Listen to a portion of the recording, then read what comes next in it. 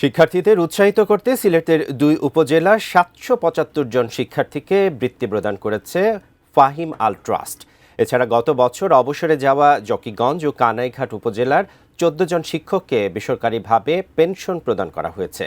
সিলেটের জকিগঞ্জ কানাইঘাট উপজেলার প্রাথমিক ও মাধ্যমিকের ৩৪২টি স্কুলের এসব শিক্ষার্থী এবং অবসরে যাওয়া শিক্ষকদের বৃত্তি ও অবসর ভাতা তুলে দেন ট্রাস্টের প্রতিষ্ঠাতা বিপিএল সিলেট টিমের উপদেষ্টা ফাহিম আল চৌধুরী।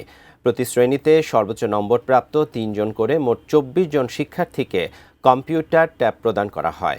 একই সাথে শিক্ষার্থীদের পিতাকে দেয়া হয় ক্রেস্ট।